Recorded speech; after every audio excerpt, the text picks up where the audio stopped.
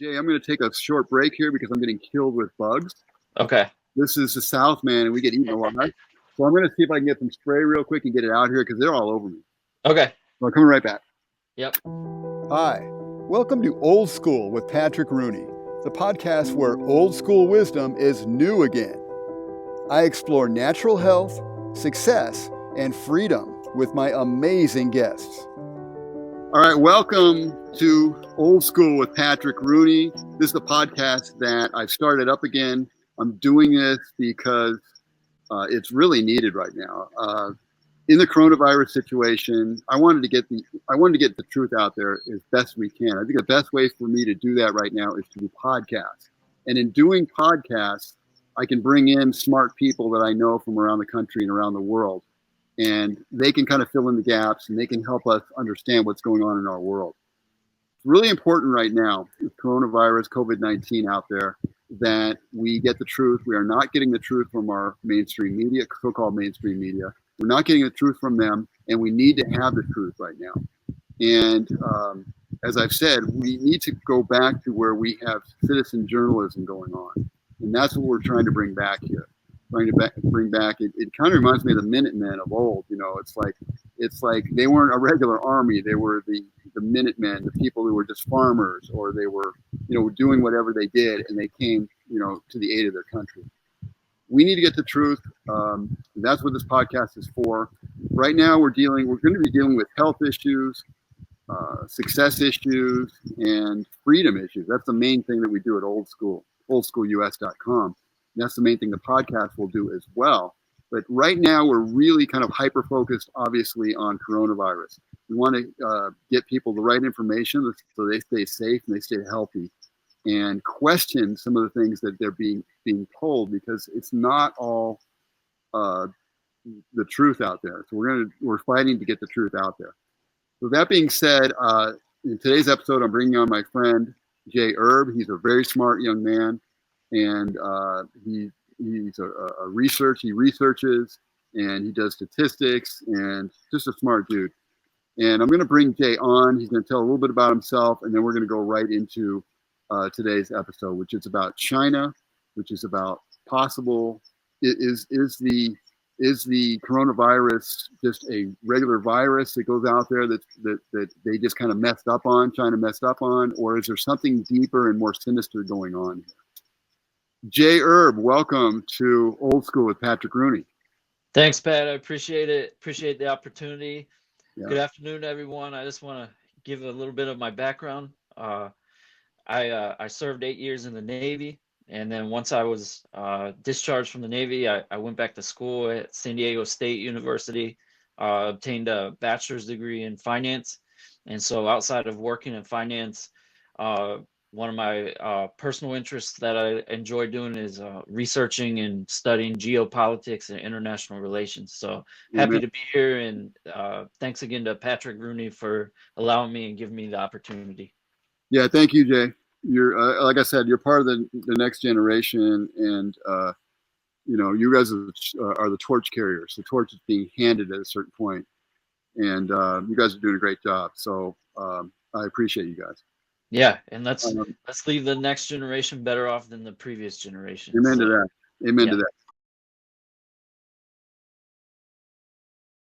And the question is really, is coronavirus possibly a weapon of war? And I don't say that lightly, but we're going to talk about some things that are definitely going to show some light on that. We're also going to talk about where we're at right now with the virus, and how to get the economy up and going again, when we're going to be back, and how we can do that, and start looking at some of the numbers and seeing if those numbers are real. So first of all, let's deal with the timeline of the virus. My understanding, you sent me some great information, Jay, so I appreciate that. My understanding is that early December 1st or so, the virus came out. There was a gentleman named, he's died since, but his name was Dr. Li Wenliang, I believe it's pronounced it. I'm going to be butchering Chinese names like crazy. They're very hard for me to pronounce, probably for most people, because the spellings are so odd compared to what us Westerners understand. Right. But anyway, Dr. Li Wenliang, he was Liang. By the way, we'll be putting stuff in the description, so you guys will see links and things like that. So you can look for yourself to see what we're talking about, and your eyes will be opened as well. He was a Chinese ophthalmologist, basically an eye doctor, and he was involved with a group. You said it was a online group with his peers. It was called, what was that name of it? They had a group text going through the WeChat. WeChat. Okay. Yeah. Great. And so he was on WeChat. Now this guy saw what was happening, started to come into his hospital with coronavirus, and he wanted to sound the alarm. The Chinese government had no interest in doing so. So he put this out on WeChat. The Chinese government, of course, was watching him, and they didn't like that. And that was, he was working in the Wuhan, which is the outbreak was the Wuhan, fish market, I think they called it, the open fish market or whatever that was. Open seafood market there, yeah. Yeah. And so Wuhan is a huge, beautiful city, by the way, in China. And this is where the outbreaks, started to occur. That's where they first supposedly traced it to. The epicenter, correct? Epicenter, yeah. So he found out about this. He started telling the group in the WeChat. They saw what he was doing, the Chinese government, and but he was starting to get the word out there. But it took 2 to 3 weeks, according to the information you sent me, Jay. It took 2 to 3 weeks of a delay before China even told the World Health Organization. Correct. Yeah. So to follow up on what you said, he had a group text going through the WeChat app, and was sounding the alarm, his concerns about it. The other members in the group text were also medical physicians over there, and like we said, over there in China, the CCP, the Chinese Communist Party, they monitor everything. Yeah. So that means your cell phone is tied to your social security number, your bank account number, and your health code over there. Inevitably, he ended up. What do they do about that? By the way, what do they do about that? We've heard of social credit scores, which are really scary. What do they do with that information?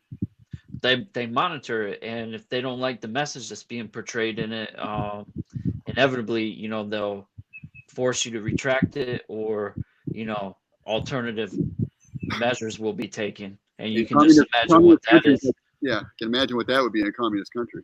Right. So inevitably, this doctor, he was a young guy, I believe he was in his early to mid 30s, yep. Ended up contracting the virus, and the report is that he has died from the virus. Right, and I definitely want to get to that.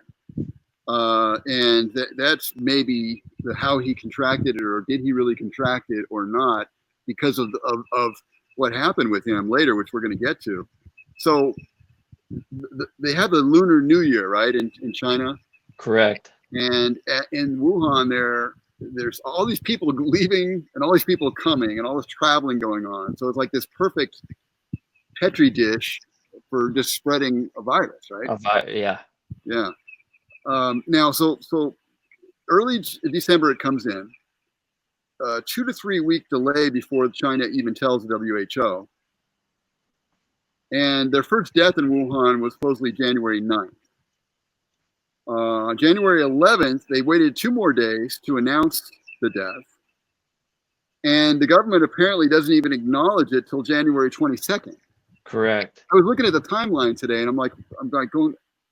So there's an 11-day period before they even acknowledge that. And then the next day, on January 23rd, they go in lockdown. Right. Yeah. So basically you have the beginning of December when this thing starts to happen, spread. You now have, they don't acknowledge it till January 22nd. That's almost 2 months later. Right. And so obviously that raises red flags to the international community as well. And so unfortunately, it started spreading globally from there, and it's had global impact. And so now the thing is like you said, from that, in regards to the the seafood market where allegedly it originated, there's also approximately 4 miles from there, but a short distance, there's one of their biological labs I think it's about 20 miles according to is the. 20 miles from there. A short, relatively short Yeah, distance, regardless. right. From that seafood market. Right. And so that, and I'm sure we'll get into this, but that starts raising questions and red Yes, flags right there. absolutely. So right now, just for the moment, I'm just following the timeline here because it's pretty bad. Now they go into a lockdown, man. I mean, Correct. you sent me a video, and I've seen a little bit on. I've seen that a little bit anyway. But they go into a lockdown where people are out there with their cell phone cameras showing the Chinese government welding people's doors shut. Yeah. So they Welding, stay in their own houses so they can't get out. welding and boarding them shut, literally, the Chinese government. And what's interesting about that is, in regards to the virus, that video that you're referring to that's been leaked out, you also see in that footage is, there's multiple fatalities of people where they literally just drop over in the street. Yeah, I saw some of that. Now, here's the thing with that. Nowhere else have you seen that occurring, True. only in China. So it makes you wonder, in terms of the virus and everything, what's really going on there in China. What do you think Now, that means? well, um, also remember they're the only 5G hotspot right now, I Oh, believe. you Uh, know, it's funny because I wasn't going to ask you about 5G today because we got so much else on the plate. But man, that opens up a whole other can of worms, doesn't it? yeah, and so there's reports and people that have done interviews saying that the 5G, the signal potentially has potential to impact a human's oxygen levels through the signal penetration, and there's suspicion or wondering if that potentially has something to do with it. But the Yeah. main point is that's the only country you see that happening where people are literally just falling over in the street Yeah, from it. that is weird. And I saw something about 5G the other day. It was a guy who was supposedly the head of Vodafone in Uh-huh. UK. I don't know if you saw that one, but he sounded very believable. And the way he was explaining now 5G for the viewers or listeners, phones, and then we have our cell phones, and we have 3G, 4G, and now the latest now is 5G that they're rolling out. So Beijing is basically a completely 5G city, and it was like one of the first 5G cities. Yeah, China wanted to be the first one on top of that, in So the technology industry. Wuhan itself, the city that this coronavirus broke out in, is the first 5G city. That I'm not sure of, It's one of the right, at least, right? but I believe so. Yeah. Okay. That's a whole nother thing. And yeah, I heard about that 5G has a certain kind of frequency that actually Correct. attacks the human immune system. Now, I Uh-huh. don't know. Listen, I don't want to just put out, I don't know this for a fact. I'm putting this out. One of the reasons we put out the show is so a lot of people see it, a lot of people listen to it, and people can do their own research. Because I don't know, I'm not an expert on 5G, but it does sound a little bit, I've been hearing about 5G, and I think we need to educate ourselves. Before we just roll stuff out and accept things, we need to be educating ourselves to see if stuff is safe. Right. So Exactly. Yeah. From all angles, from a health angle, from an economic angle, all of those angles should be explored in regards to absolutely, this stuff. absolutely. So by early February, again, the first case early December. So they're on lockdown by January 23rd. And people are, I was reading some articles today about people are putting out articles saying that, oh, in the public relations battle, China is doing a much better job than America. And I'm thinking these people are either, as Trump said in a press conference the other day, are you working for the Chinese government here? Right. Are you work for China? Or they're either working for China, or they're just so out to lunch, or they're just lying in order to take Trump down.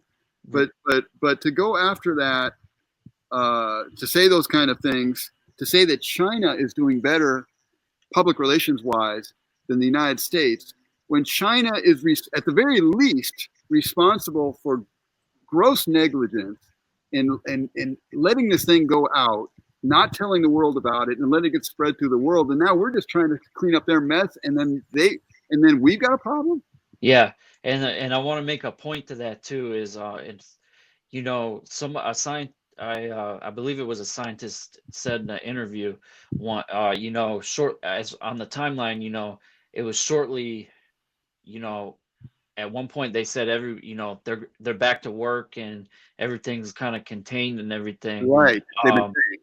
Yeah, and then someone made the statement in an interview, well, either one of two things: either they know of a cure that no one else knows about, or they're lying about their numbers. Right, which is Now you can also look at, there's reports coming out of all these urns that have been ordered, and the cremating shops or whatever they call them are just overloaded. And also an interesting thing that happened was there's a report that came out from NTD News, their China in Focus program, saying that all of a sudden 21 million cell phone accounts have been closed, just vanished. Now, you remember what we said in the beginning, having a cell phone over there isn't like having a cell phone in America. You can't just close it down because it's tied to your bank account, your health code, and your social security number. Wow. So what happened to all those accounts? So you're saying these people might have just been disappeared, or that's what potentially, based off the way things are governed there under a communist party. All right, something is up there. And I saw this on the video, people trying to get out of Wuhan, and then people were allowed to leave finally. But of course, those people I understand where they're coming from. They want to get out. Right. But on the other hand, a lot of those people are probably spreading the virus as they went out, Correct. Around the world, obviously, because it came to other countries. They put people on a cruise ship. The Diamond Princess. Is that okay? And then they started getting sick. I'm sure some of them. Correct. Okay, so let me follow up Dr. Li Wenliang, the Chinese ophthalmologist, who was the brave man who put out on the WeChat, I believe you called it, the information, basically getting this information out when the Chinese government was trying to keep it quiet, that they had a virus here, coronavirus, and he was trying to get it out there to protect people. So 5 weeks, now at some point they punished this guy, right? They arrested him or brought him in, right? That I'm not 100% sure of. It could have happened, but well, maybe I don't know if they brought him in. I'm reading my notes here. It says that they punished him. So what they did exactly, I don't know, but they definitely punished him, and they talked to him and probably at least intimidated him at the very least, right? Right. So 5 weeks after they punished this guy, he ends up dead of coronavirus. Now, maybe he just got it, maybe not, I don't know, but I don't trust that. Knowing China, I don't have no trust for what China is doing. So I don't trust that he actually died of natural causes. We don't really know. Right, and there's multiple incidents of this. There's another young man that actually put out a social media video asking the Chinese Communist Party to step down, and now he's vanished. The patient zero out of that Wuhan lab has now vanished. Her bio was taken off the website. Oh, really? Yeah. So there's multiple patient zero questionable incidents. So patient zero would be the first patient, right? Yeah. So that patient didn't die originally and just had the virus? They don't know. It was reported that, and then her bio's been taken off the Wuhan, the lab website that she was working at, and so that's that's another incident there as well. Okay, a lot of questionable stuff. So let's move the timeline to February 9. Deaths in China are 812 at that point. It overtakes SARS, which we haven't made any mention yet of SARS. You might be able to fill in a little bit about SARS. I don't know much about it, although I do believe it was another type of coronavirus. Is that right? And it came out of China as well. So I hear a lot of talk that potentially that's another potential bioweapon that China could have been developing, or in their labs and then using. Yeah, certainly. And then as far as a bioweapon's concerned, I haven't seen this point made a lot, but everybody's familiar with the Theodore Roosevelt aircraft carrier. This coronavirus, COVID-19, stopped an entire aircraft Oh carrier yeah, in the Pacific. They had to pull into Guam. That wasn't a scheduled port call because it was spreading throughout that ship. So when you think of terms of biological warfare, China, whether indirectly or directly, they stopped an entire aircraft carrier in the Pacific without that firing a single shot. that is amazing. And they have talked about the concept of that they call bloodless victory, right? Yeah. That totally fits in with their idea of doing that. Now, that's for people that don't know. I mean, they might remember in the news you've had this ship. The captain was let go from the ship, and then they had this guy come in who was the head of the Navy. The Secretary of the Navy. Okay, so this guy comes in and just blasts the guy who was let go and said he acted stupidly or he was Yeah, being you had some I guess you call it alpha male competition going on there. It seemed like it was kind of weird. it is kind of weird. Inevitably, they pulled into Guam, and fortunately, Guam is a U.S. territory, although they have their own government there. The governor of Guam was gracious enough to offer their port to pull in and then get them hotels to get the sailors their hotels to get them in quarantine. But point being, that entire carrier, that wasn't a scheduled port call. That entire carrier was stopped by Really? this COVID-19 without firing a single shot. Yeah, and that definitely goes along with China. And when we say I'm not throwing stuff out just to be controversial and talk about bioweapons, but there's a lot of background on China, and we can get into more as we go, or you can comment a little if you want now as well. But there's a lot of background with the Chinese developing over a period of years, developing weapons that they can use. I don't think it's a secret that they've been developing these weapons. Well, one thing when you to point out when you kind of do investigative research, two things you look for are patterns or trends and anomalies. And like what we've discussed and what we're getting into, you can definitely see a pattern there where biological materials, Chinese nationals, etc. Yes, yeah. There's definitely a pattern there, and it's troubling for sure. Now, on February 9th, I told you that the deaths in China were 812. They overtake SARS. SARS was a pretty big thing, right? It was a coronavirus, right? I don't know if it's it is. I believe it is classified as a coronavirus, and it specifically attacks the respiratory system. Yeah, and that we got that in the U.S. I think around 2008, something like that. Somewhere around there, yeah. Okay, so it was kind of a big deal. There was a number of deaths from that, but at some point it overtakes SARS.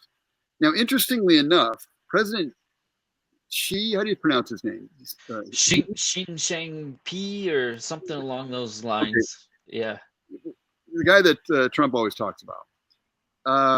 This guy was absent during this whole early stages, and then he just kind of appears and reasserts his authority around February 23rd. And you see him out in the street with his mask on. With his mask. Yeah, and it seems as though what they're trying to do from a public relations standpoint is, project themselves as a great savior of the world, shipping supplies and everything. Unfortunately, just take Italy, for example. They got wrecked, riddled by this. And they're gonna, their culture is gonna be impacted there from this, the way, because Italy is the type that, they raise a generation, they grow up, and then their kids take care of the elderly and and then as the parents are working, typically the grandparents watch the children during the day. And this is just Italy has the second highest elderly population in the world. Yeah. And so this thing wiped out a huge percentage of their elderly population. Could this is kind of a side note here, but could this have been designed in some type of way to wipe out elderly people? Is that possible? So that's the you know, it I think it could have, if you think about it from a biological warfare perspective, and a new world order perspective, you Yeah. know, let's not fix a broken health system. Let's overburden it with the population that's going to consume it the most Right. of its services, and wipe them out Yeah. potentially. So And it may also be said that the baby boomers, which I'm a member of, in some ways, it's kind of a smart generation in the sense that it was after World War II, well educated, well understanding, knowing kind of like old school, right? right. Knowing the old school ways, knowing the ways that have worked throughout history that have taken America and made it into a great country. I think there are other reasons that people may not want us older folks around. Well, that would be the from the population control standpoint, and you look at things like Agenda 21 and stuff, which is a UN initiative.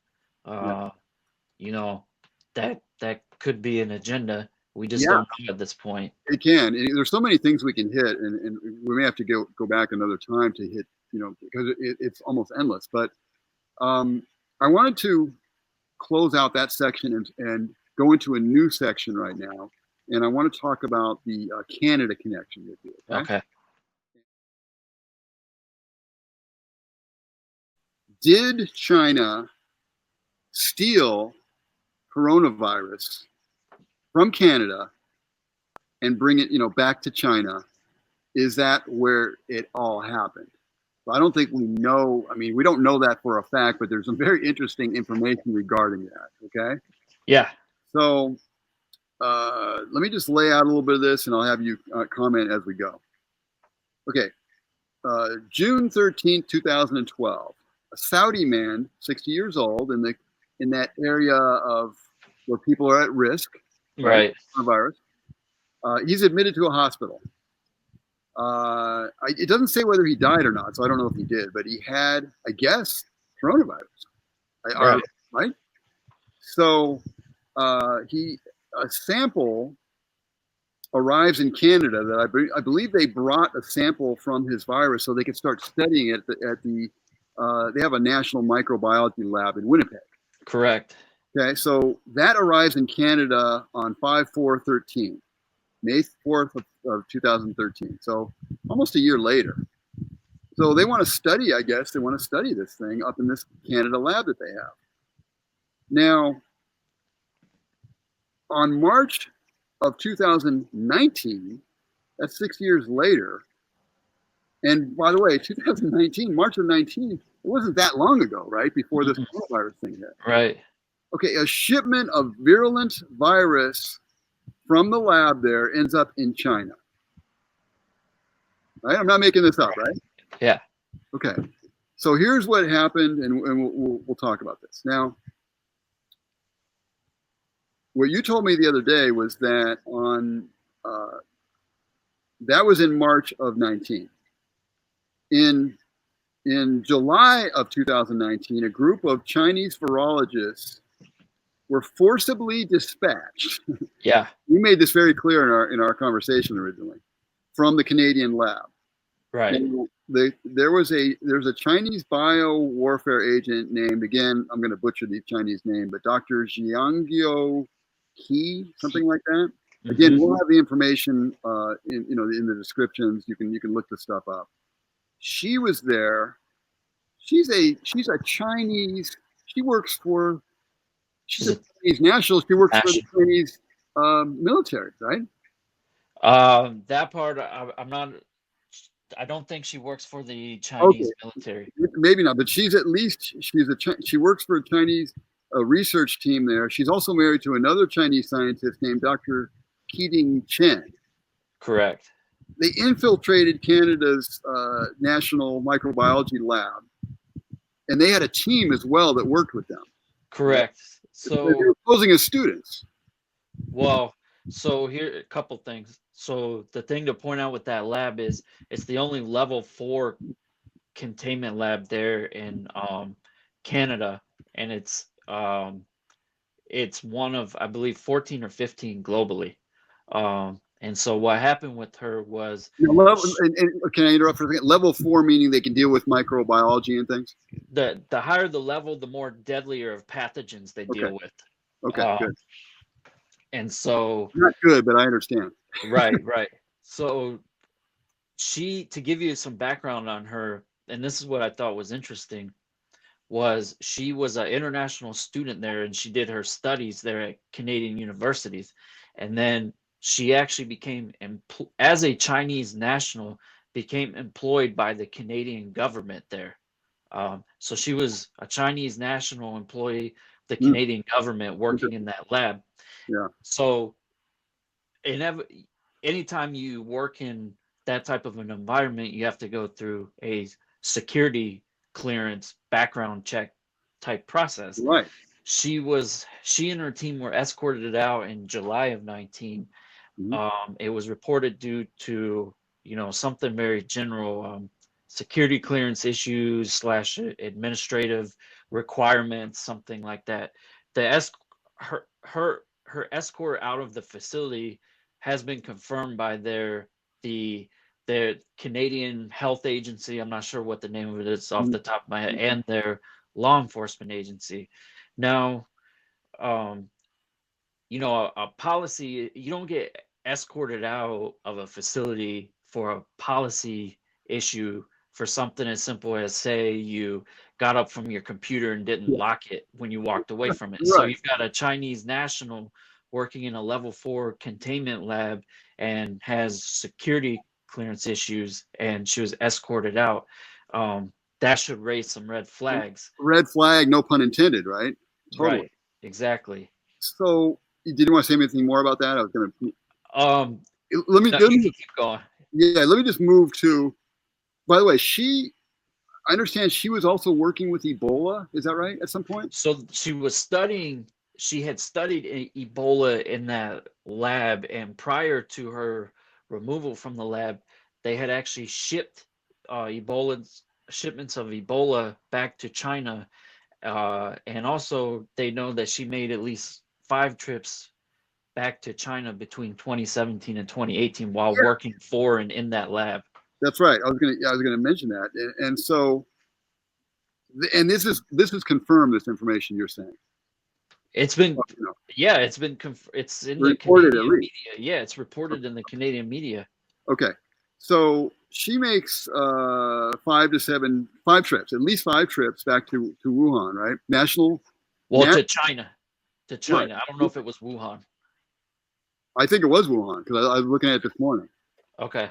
So if I'm wrong, I'm wrong, but I believe it was, and people can look it up. But she makes 5 trips back to the Wuhan National Biosafety Lab. And that's the one that you mentioned earlier. Is only 20 miles away from the Hunan seafood market where the outbreak supposedly occurred. Right. And there's an ongoing investigation right now in Canada. I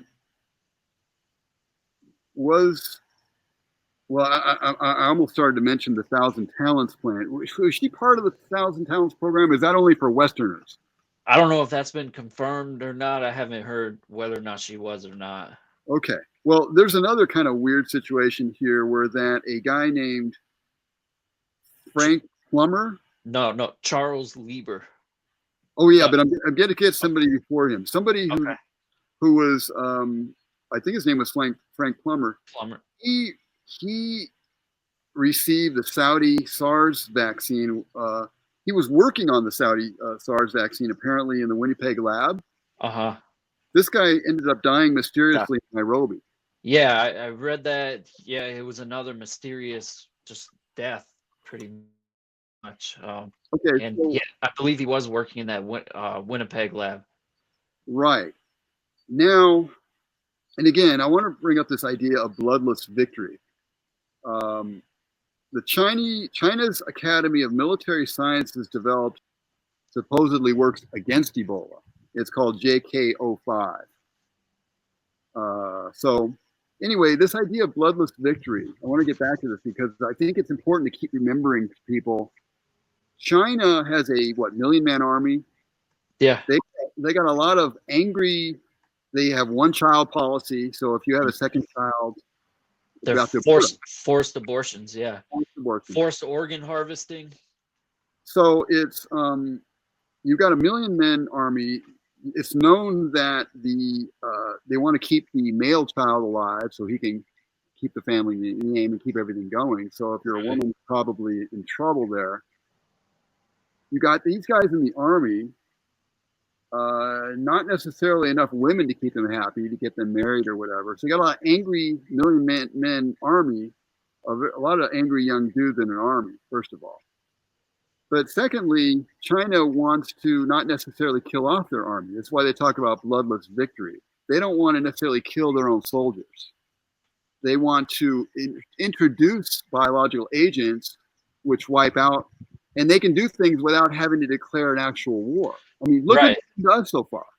Yeah, like I said, it goes back to my point. They stopped an entire aircraft carrier. They've shut down world economies. I mean, it's just tentacles have rippled into all people's personal lives, to the military, to economies. I mean, think of it. It's just, yeah. And the stuff that we're talking about, that we're mentioning this woman working and very good. It appears it's very likely she stole, the virus and brought it to China. Right. We know they're working on these things. I don't hear this stuff in the media. Do you hear this stuff? No, I haven't. This specific case out of Canada, I haven't heard any U.S. media talk about it. Now, in regards to that, the Chinese, I believe it's their military doctrine. They have 3 types of warfare they define. It's called, I believe, military warfare, legal warfare, and media warfare. So as they're going out trying to project themselves as the great savior of the world, remember that one of their warfares they try to wage is media warfare. Well, yeah. It's funny. Trump asked this woman the other day, "Do you work in China?" Yeah. Which she said no, but she actually, in effect, does. Indirectly. She works for like Phoenix somewhere, yeah. But it's private. But yet there's a connection between her work there and the Chinese government. They're essentially, in other words, she works for a private company that's essentially owned by the Chinese government. Owned or subsidized one way or another. Okay, so let's take this to the next step here. You started to mention a guy named Charles Lieber, a Harvard professor. There's a lot of talk on the internet. I saw something on Facebook the other day about this guy. The media went out of their way I looked it up, and the media went out of their way to have one of these fact checks which claim, oh, this guy wasn't involved. Now, people are saying he was involved with the thing that's out there is people are kind of saying he's involved with maybe bringing coronavirus, but we don't know that. That part we don't know, right? Correct. Okay, so let's see what we do know about this guy. He was recently arrested, in addition to a couple of other guys who I think were Chinese nationals, if I'm not mistaken. Correct. 2 Chinese nationals. So what the Trump administration is doing now, this has been going on for a long time. I mean, they're stealing our technology for. Oh yeah. Right? But nobody's really done anything. No other president has done anything about it. President Trump is the first one to actually, as we know, you can tell he's already taking on China, but he's taking the next step now, which is having Chinese nationals arrested. This is big stuff.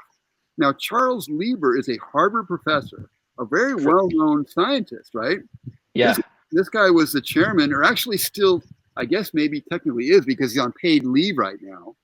Mm-hmm. He was arrested by the U.S. government. He's a chair of the Department of Chemistry and Chemical Biology at Harvard. Correct. Right?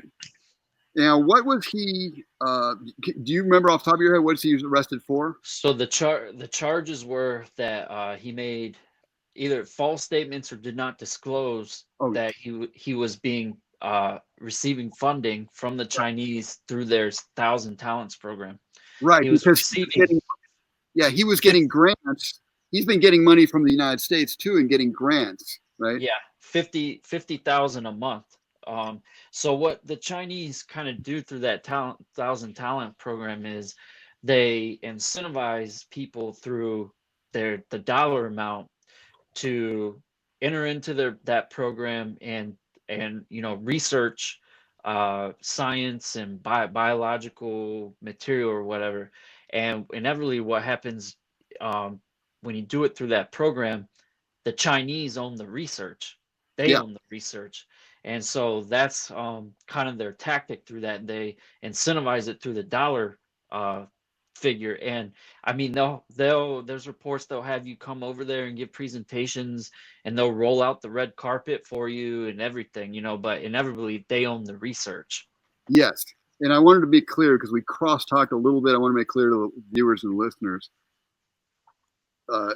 Dr. Charles Lieber, the chair of the Department of Chemistry and Chemical Biology at Harvard, the professor, he was getting he was getting grant money from the United States as well for different projects that he was working on. Right, so he's getting paid that.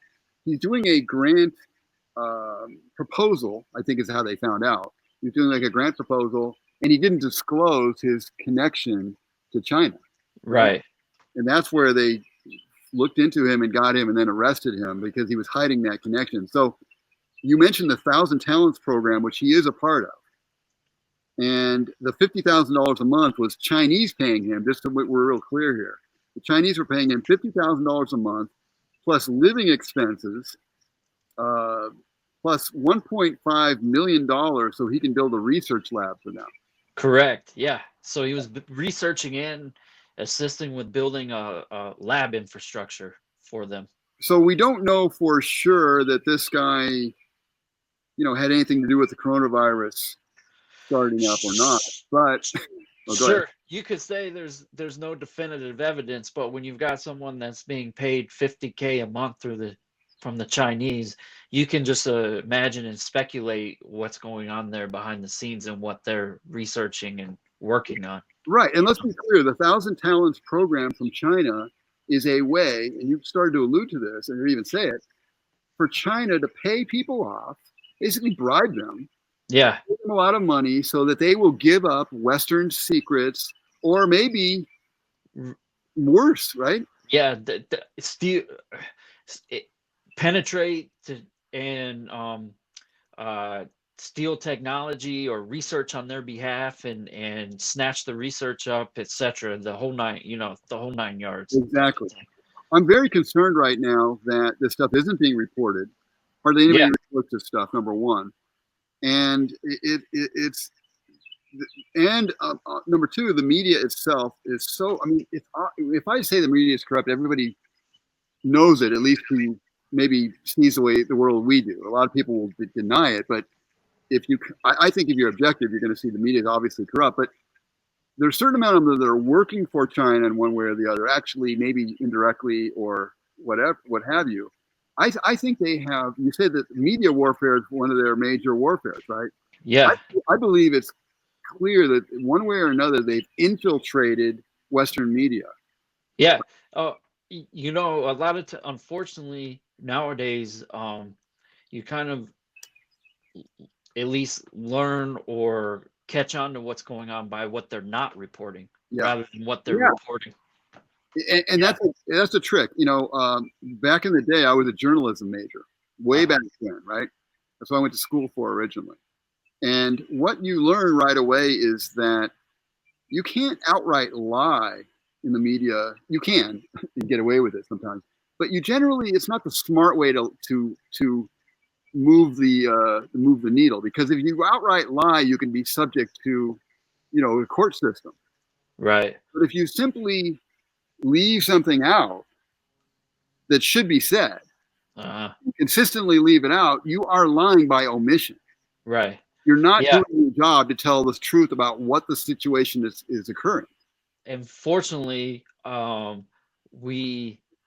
because of technological advances, we have platforms such as what we're on in YouTube and others that have allowed for independent media, although you can see what's going on with that, with certain censorship and everything going on. So like you said, it's a constant battle, but fortunately, it is fortunate there are platforms out there for folks such as ourselves and independent media, because if not, if you just had major media networks controlling the narrative, we'd all be in the dark. Yeah. And these guys are all kind of think the same and act the same. I mean, that I put out my people that are, my readers on my blog, oldschoolus.com. they've seen that I put out a video. This is going back a couple of weeks now, I guess, about some possible treatments for coronavirus. I mentioned hydroxychloroquine, in tandem with azithromycin and zinc sulfate as an amazing possible treatment. That not possible treatment; it's being used to this right now. Right. But they called it a unproven cure, basically. Essentially, people at YouTube, and they don't want you to talk about stuff like that. So they pulled my video, right? They pulled the video. I had Right. it a couple days, and then they pulled it, right? Now I put it on another platform. Actually, the platform was Vimeo. I put it on Vimeo. Vimeo pulled it also. I haven't even told people this yet because I've just been too busy with a lot of stuff going on. But if people go to my website and try to pull the article that talks about my stuff being pulled off of YouTube, and they try to go to the new video, they'll see that got pulled too. So what I might do is I might load it to BitChute or something. Uh-huh. Yeah, it's a constant, I guess, if you want to call it a cat and mouse game, It's really crazy. And the thing is, the weird thing about it is these people are thinking backwards because we're trying to provide life. We're trying to give people options. I mean, you tell people about treatments that can save their lives and are saving lives right now. Right. All over the place, and they're trying to stop you from saving lives. It's Yeah. insane. Yeah, it's like you had said, that the New York doctor that's come out and treating his patients with that combination RX drug cocktail. Yeah. I guess if you want to call it the Dr. chloroquine, Dr. Zelenko. the Z-Pack and everything. You would have thought, in a perfect world that would have gotten all kinds of cable news media attention, and I haven't heard him mentioned once on cable news media. And I think we know why it didn't, for the most part, because Trump came out early on and said, "Hey, we might have a game changer here." When he found out about the French study, which was a small study but really powerful, that people were being, if I use the word cured, you're not supposed to say that word. People freak out about it, but it's helping people to be cured. If you say the drug didn't cure them, let's say it helped their immune system to kick in, so their immune system cured them. Okay. Right. The point is, it had amazing results. Trump mentioned that in an early press conference, said it might be a game changer. The media was talking about hydroxychloroquine in a good way before, generally a regular way, fairly regular way. Right. Said that, all of a sudden they started trying to knock it out and say, "Oh, it didn't work," because Trump mentioned it. Right. Yeah, and you can see it constantly. The cable news. Actually, the Secretary of the Navy said this when he went on board the Theodore Roosevelt. He said, unfortunately today the media has an agenda, and that agenda depends on what side of the political aisle they sit on. It really does. And that's unfortunate. Yeah, which kind of brings us right into the last part of this. We got a little bit of time left. I want to talk about where we're at right now.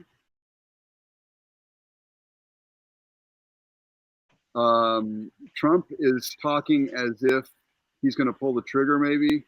Maybe that's a bad term in terms of pandemics, but on terms of getting America back working again, I think we both know that there's a number of Democrat leaders and others in the media who would love for this situation to last as long as possible so that it hurts Trump maximally, it hurts our economy maximally, more people die. I hate to say that, but I'm going to say it. I know there's people out there who are pure evil. They don't care how many people die if it helps their political side. And I know that's true. And so we know that the media is playing a game here, and the Democrats are playing a game here. And the same thing is going on with the hydroxychloroquine. I mean, you've got Governor Cuomo in New York, who has said he doesn't allow the drug to be used unless you're part of his study. Study group, right? Yeah, and he made the statement about if every action he's taken so far, if it saves just one life, it would be worth it. And we talked about this. Well, what about the people on the flip side? crime is rising, so you've got victims of crime, Yep. people that have are recovered alcoholics are probably slipping back into alcoholism, and the list goes on. Well, what about That the just people? What about the people going to the hospital who would normally go in and get something taken care of that might save their life, who may not be going in now? exactly, yeah, people that had surgery schedules that were canceled, all that. So that was just an insane statement to me. In addition to that, he's taking medical supplies from China when Remington has their 1 million square foot manufacturing distribution facility there, and offered it Remington, the gun the gun manufacturer. manufacturer, and he rejected their offer, and Yeah, he had 1 million square feet of manufacturing space he could have utilized right there in his state. and Um, he wouldn't use it because of politics, and he didn't want to make the gun manufacturers look good, right? Most likely, he's come out. He's very anti-gun. I believe he said something along the lines, "If you support the Second Amendment or something." He said Uh, if you support the Second Amendment, if you are pro-life, or if you are traditional family, like you're against gay marriage or something, right. he wants you out of his state. Yeah. So um, unfortunately, this thing is really brought to surface where a lot of people stand on the political aisle. Yeah. That's very evident. Plus, he had these ventilators, right? He had ventilators in Stashed in a 2015. warehouse. In the Yeah. West, he said that, yeah. And the other one was the immigration. Yeah. New York is a sanctuary state. New York City is a sanctuary city. Right. The epicenter in America is New York City. There's a Right. connection. And they got they essentially got a bailout from the federal government or the U.S. Navy when they got that hospital ship, the Mercy, deployed up there. And they're not really using it very They're much. not really utilizing it either. Yeah, it's So fairly empty. I saw videos this morning about that. yeah, well, the intent of it was to treat non-COVID patients with it, to open up space in the hospitals there on in the city to uh, use the hospitals as a primary space for the COVID patients. Yeah, I don't know if the hospitals just didn't have any non-COVID patients, because I would have thought from a planning and coordination standpoint, the hospitals would have been in contact with the ship or a representative of the ship to funnel those non-COVID patients to the ship. yeah. And that would only make sense. I think this guy's playing a game, Governor Cuomo. I think he's acting like he's really got it going, like with these these briefings that he gives, and people are like going, "Oh, this guy's doing such a." I know conservative that people I've heard from that think that this guy's doing a great job, and I'm thinking, all I see is the guy bitching about Yeah. what he's not getting. I see him not utilizing what he has. And I see that he created a situation to begin with a sanctuary state. So how is that doing a great job Yeah. with the coronavirus situation? And another thing to point out is back in, I believe it was 2015 or 2016, he could have allocated funding for more ventilators and hospital beds. And instead, he committed it to solar panels. And from 2000 to current year 2020, they've gone down in by the state has gone down by about either 70,000 ventilators or hospital bed over that 20 years. So there needs to be that the state is accountable for that. The Absolutely. federal government doesn't control the state budget. The Yeah, state's a sovereign state. that's right. That's right. Agreed. Now I'm going to move very quickly now because of time, but I definitely I want to ask you about the models. Okay, Fauci. We haven't really mentioned Fauci much here. Dr. Fauci and Dr. Birx, Deborah Birx. They're the ones that you see with President Trump at those briefings. Now, they came up with a model that said that if we do everything right, we're going to have 100,000 to 240,000 deaths in the United States from coronavirus. Okay. Then it comes out that we're actually tracking this thing now, and it looks like it's going to be maybe 60. I mean, obviously it's a lot anyway, but still, they way overshot the numbers. Yeah. So one thing to point out with that is as we've discussed, I'm sure that the the models are getting data that is being funneled to them from the hospitals, it would only make sense.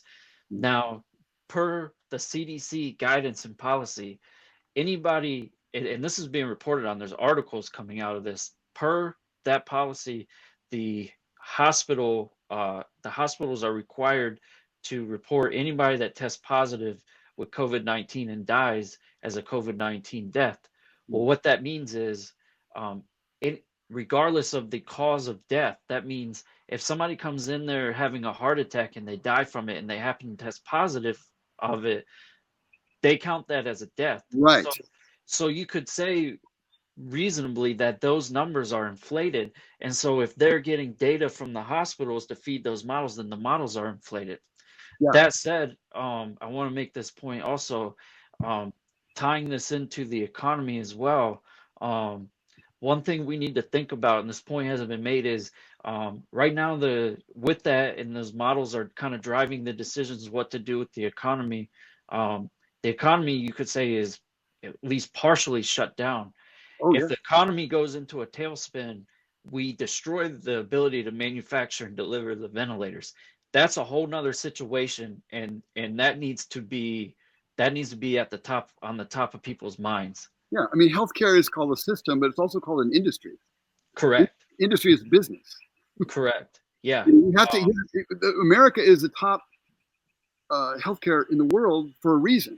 Because we have money to do the research and development and to make it the best.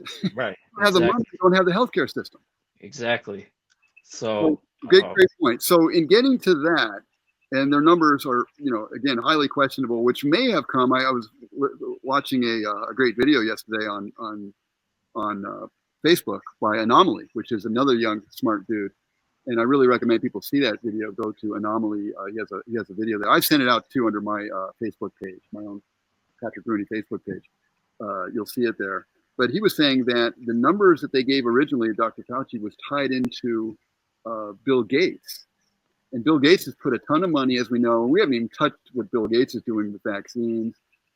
It's very, but he put that into a study, so those numbers came from Bill Gates' study. We haven't even touched what Bill Gates is doing. Bill Gates is, and Fauci too, are pushing everyone towards a vaccine. Right. Big numbers. They say that we have to keep. We can't allow the so-called herd immunity, which we can get into a little bit, to kind of take effect, where people can start to get the antibodies and be able to kind of push this thing off by the fact that more and more people have it but are overcoming it. You start building a herd immunity, right? Right. Well, if you build herd immunity, guess what? You don't need a vaccine. Right. So if therefore it's better in a way for them just to keep people indefinitely under quarantine, everybody, instead of just keeping the really sick and elderly. Right. Keep everybody under quarantine for kind of like almost like an indefinite period. What does that do to the economy? Yeah, it's going to send the economy into a tailspin. And, this kind of gets into, you could use a section approach to reopen the economy. We've identified what the hot spots are. Yes. We can focus on those, and the more rural areas, we could start opening those states up in sections and start bringing the economy back up, getting those supply lines back in order and everything. The other thing is too, if you remember this virus, the high risk is obviously the elderly, 65 and older.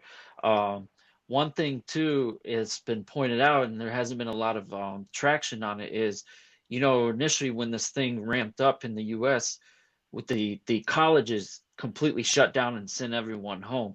Now, me personally, I think I don't know if that was exactly the best idea, because you sent them, this entire population of young kids who potentially could have been asymptomatic and could have just fought it off, home to parents and grandparents that are of risk to it. Right. Whereas it may have been better to section them off, leave them in their campus dorms, still do virtual. You got to remember that the staff and the administration there is pushing that age of risk up. So you could still do virtual. They could still stay in their college dorms and their apartments that they're renting and do virtual classroom, rather than dispersing them back to parents and grandparents and other family members that are of high risk and due to their age. That just makes so much sense, Jay. it just makes so much sense to take these guys. They could be in a dorm. They can, the low risk people, the younger people, they work it out. They get better. They have, once they're asymptomatic, they don't test positive anymore. They become a very, powerful. Then they can go back and more of them can grow and more of them can grow and more of them can grow. Right. Right. Now Sweden is doing that, right? Or Switzerland? Which one is it? Sweden. It does stand to reason, and Mark Levin talked about this the other night on Hannity. There's a great video, which hopefully I'll be able to link to as well. Building up the herd immunity is kind of an old idea that makes sense at some point. Obviously, the really bad people, like the people that are at really high risk, you keep them safe until the thing passes, right? You kind of contain them, and like you said, take with the low risk population, let the herd immunity, and tie that in with the economy too. Let the young people go back, start bringing businesses back up and running to get that the economy back up and running. Because, like I said, if the economy goes into a tailspin, then we destroy the ability to manufacture and deliver the ventilators. And that's a whole uglier situation that we don't want. And that's just one situation, which is horrible.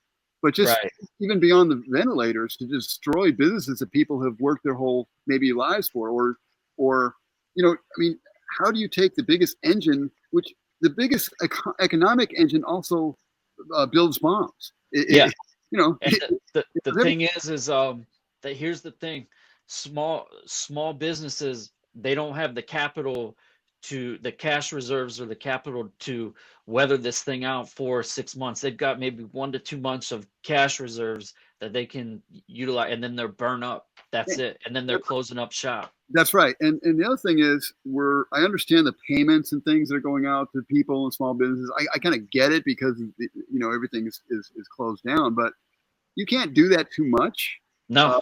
And right now our debt is huge. Yeah. I blame mostly, I definitely blame the Democrat Congress, but I think Trump, as much as I love Trump, I would have liked to see Trump along the way, even before this virus started, really start putting some serious attention on knocking the debt down. Yeah, and that's a good point. And now you have to remember, with that, he came in to a decimated military. Remember the previous administration, I make this statement, they abused the military, and cut their funding and closed programs and everything. So you have to remember that. But if you ask me, China owns 2 to 3 trillion of our debt. To me, they should waive it as compensation for this whole pandemic.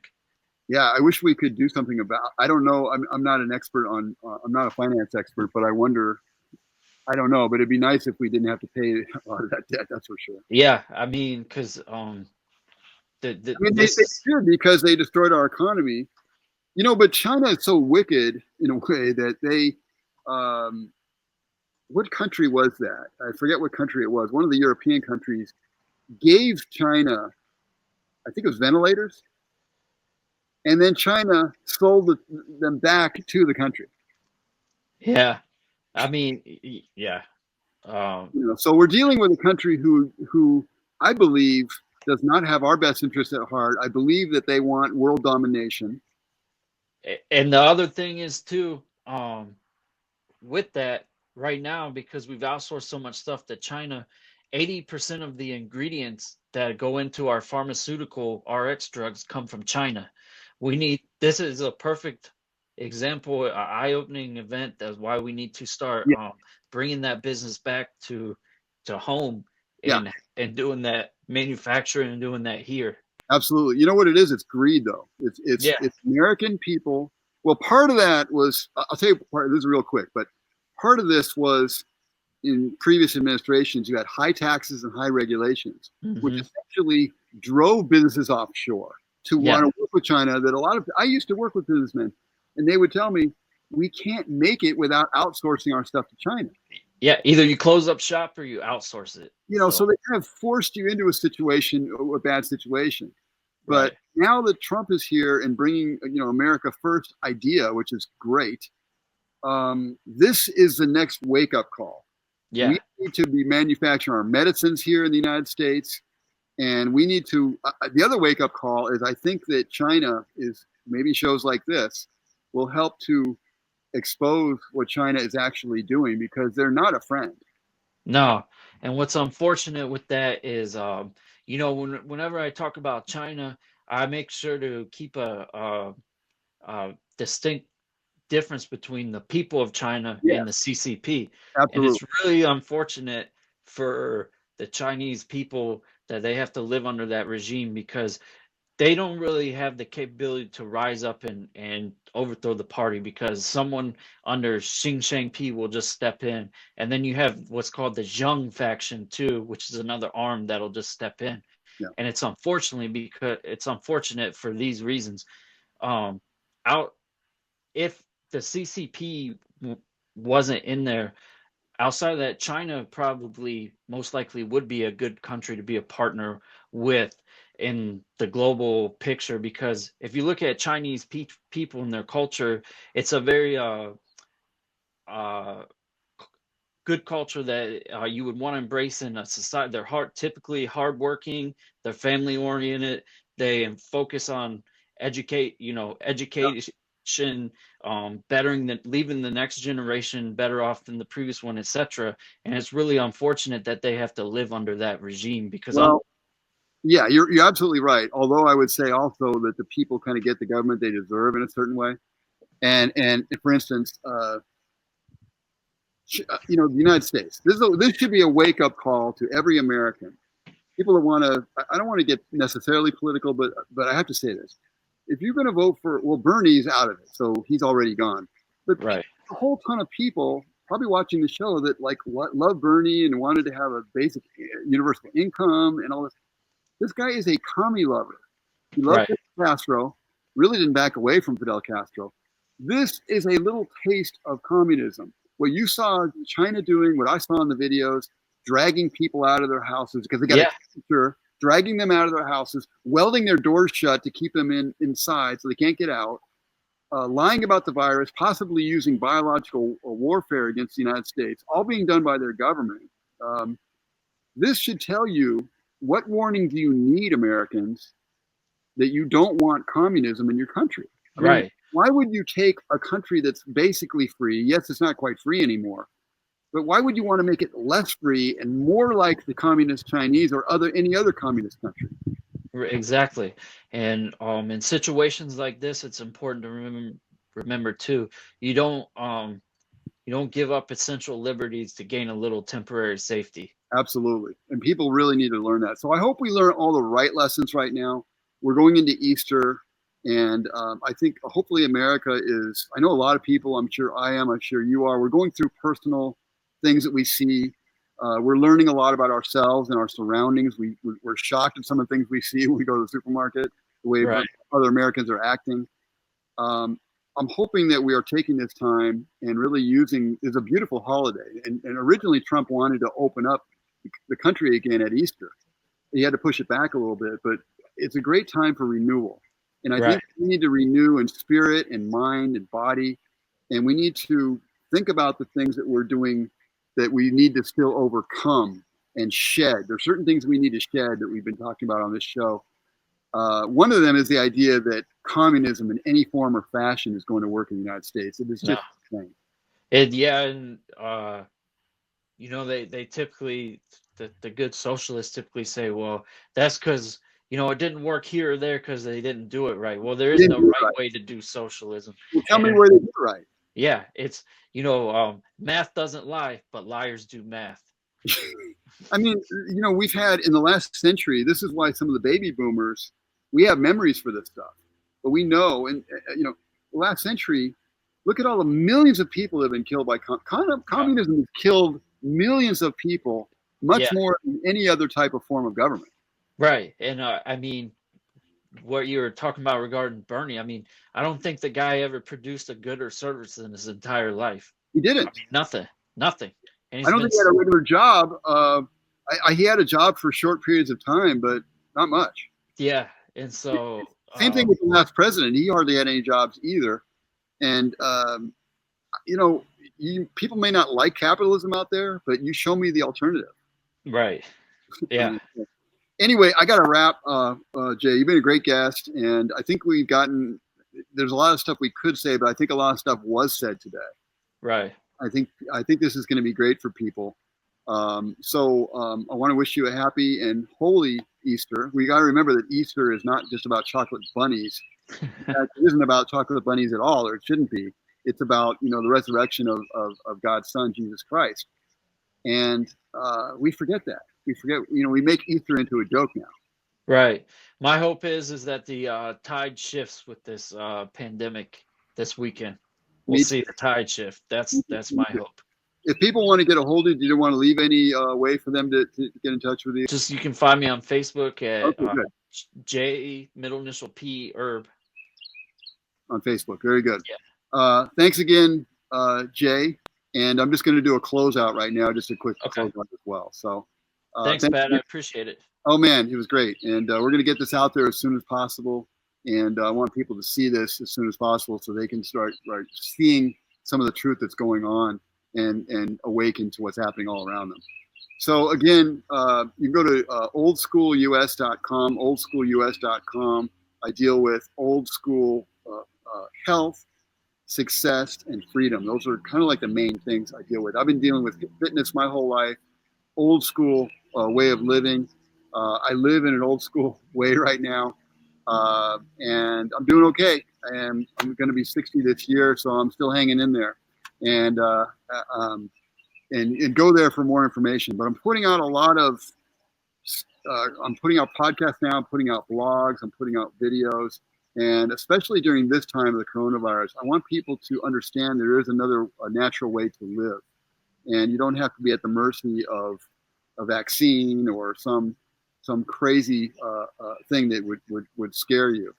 You can live in a very healthy way. So again, I also want to get the truth out about coronavirus and all the ways that people can be healthy and all the ways they can have success in their lives and all the ways that they can be free. We're losing our freedoms. I don't want to see that anymore. So you can go, I'm on the different platforms now. I'm on the Apple Podcasts, the Google Podcasts, and other ways to get me as well. And I wish everybody a healthy and happy and holy Easter, and with your families, with yourselves, and a great time to reflect. Thank you for being with me today. Thank you for being with myself and Jay today. And I just wish you guys the best going forward. Stay tuned. We're going to be reporting on the coronavirus situation and giving you what you are not getting from the mainstream media, so-called mainstream media. So again, thanks so much for being with us, and we'll see you next time. Thank you for joining us on Old School with Patrick Rooney. Visit oldschoolus.com to find out more about natural health, success, and freedom. See you next time.